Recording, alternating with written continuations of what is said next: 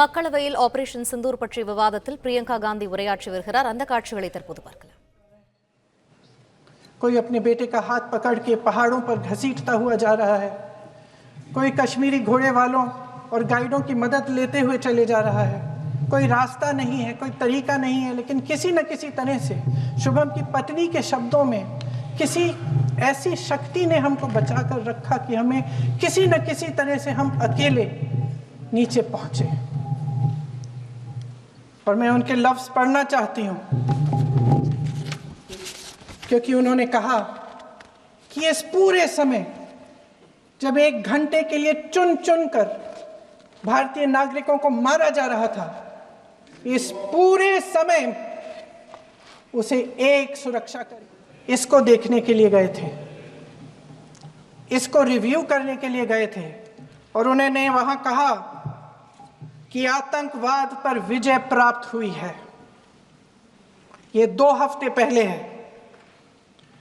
3 महीने बाद JNK के गवर्नर साहब एक आम इंटरव्यू में ऐसे ही चलते चलते कह देते हैं कि हाँ, बैसारन वैली में बहुत लापरवाही हुई और इसके लिए मैं जिम्मेदारी लेता हूँ।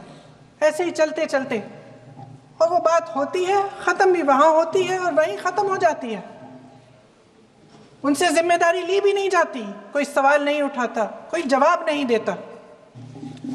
अध्यक्ष महोदय, उस हमले की जिम्मेदारी एक आतंकवादी गुट जिसका नाम TRF है थोड़े दिनों बाद लेती है। कौन है ये TRF? 2019 में ये गुट बना।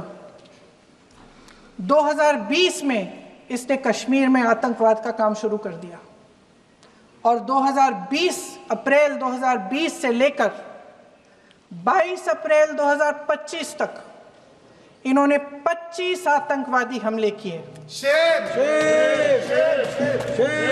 गृह मंत्री महोदय ने जब UPA सरकार के समय के आतंकवादी हमले गिने तो लगभग 25 गिनवाए थे अभी अपने भाषण में। इस गुट ने कश्मीर में 25 हमले 2020 और 2025 के अंदर एक पूरी लिस्ट है इन हमलों की। मेरे पास इतना समय नहीं है, इसलिए मैं एक एक को नहीं पढ़ना चाहती, लेकिन मैं इतना कहूंगी कि इनमें रियासी का हमला भी था 2024 का, जिसमें 9 लोग मारे गए और 41 लोग घायल हुए। कुल मिलाकर 2020 से लेकर 22 अप्रैल 2025 तक TRF ने 41 सेना और सुरक्षा कर्मियों की हत्या की, 27 सिविलियन की हत्या की और 54 लोगों को घायल किया था। भारत सरकार ने TRF को आतंकवादी संगठन का दर्जा कब दिया? 2020 में दिया, 2021 में दिया, 2022 में दिया, 2023 में दिया। 3 साल बाद, 3 सालों के लिए ये आतंकवादी गतिविधियां कर रहे हैं और आप इनको आतंकवादी संगठन तब कहते हैं 2023 में? इसकी क्या वजह थी? ये सब सरकार के संज्ञान में था।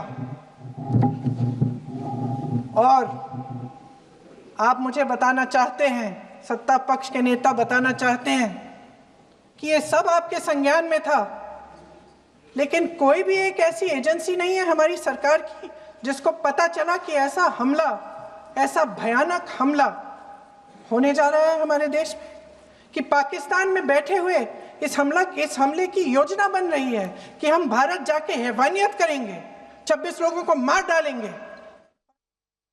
प्ले स्टोर மற்றும் ஆப் ஸ்டோரில் இருந்து பாலிமர் செயலியை QR கோடு மூலம் பதிவிறக்கம் செய்யுங்கள். செய்திகளை உடனுக்குடன் பெறுங்கள்.